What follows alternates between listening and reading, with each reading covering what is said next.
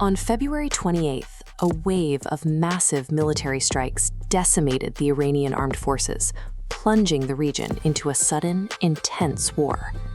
After weeks of fighting, an April 8th ceasefire offered a temporary pause. But today, that fragile truce is teetering on the edge of total collapse. The violence hasn't stopped. The United States military is actively conducting what it calls self-defense airstrikes against targets in southern Iran. Iran is firing back. Their military claims to have shot down a U.S. MQ-9 Reaper drone and opened fire on an F-35 fighter jet operating in the region. While the skies remain hostile, international diplomats have rushed to Doha, Qatar. They are attempting to hammer out a temporary extension, a deal to get a deal. These talks are a race against the clock. If negotiators cannot overcome three massive, deeply entrenched hurdles, the Middle East will fall right back into full-scale war. The first major hurdle is what negotiators call the dust, Iran's stockpile of highly enriched uranium. Tehran has refined this radioactive material up to 60%, pushing it dangerously close to weapons-grade levels. This image shows the inside of an enrichment facility. The process involves taking uranium hexafluoride, often called hex gas, and spinning it rapidly inside these tall cylindrical centrifuges.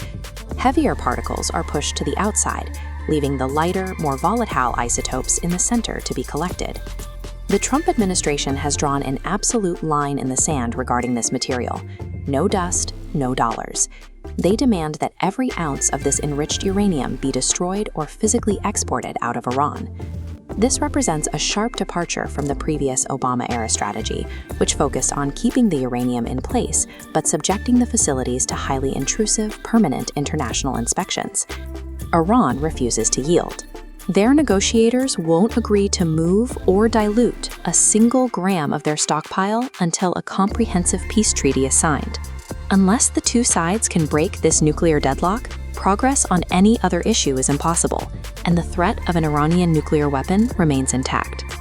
This satellite map shows the second pillar, the water. The Strait of Hormuz is a narrow choke point separating Iran from the Arabian Peninsula. 1/5 of the world's crude oil flows through this corridor.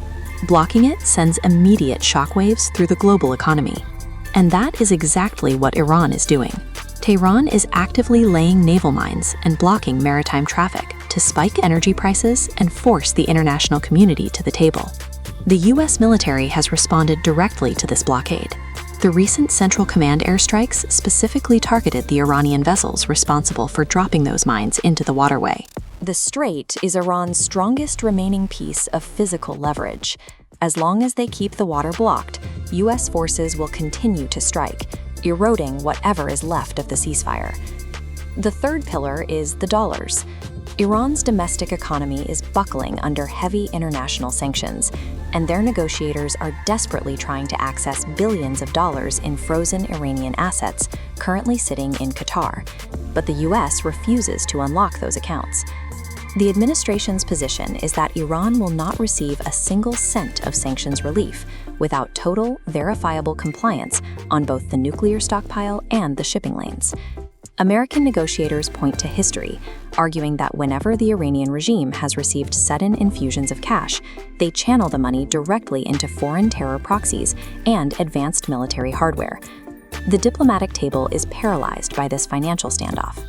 The U.S. won't pay for empty promises, and Iran won't change its behavior until the money clears.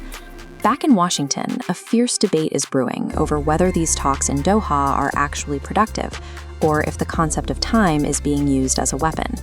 Hawkish figures like former National Security Advisor John Bolton argue that the current ceasefire is a gift to Tehran. Every day without U.S. bombardment gives Iran the opportunity to rebuild its decimated drone fleets and missile launch sites. The administration counters that maintaining maximum economic and military pressure during this pause is the only proven method to permanently strip Iran of its nuclear ambitions. But the current dynamic cannot last. Iran is using the quiet to heal and regroup, while the United States demands total, immediate capitulation. Every hour of gridlock in Doha, over the dust, the water, and the dollars, slowly eats away at the April 8th truce. If the diplomats fail, the region will be pulled directly back into a devastating war.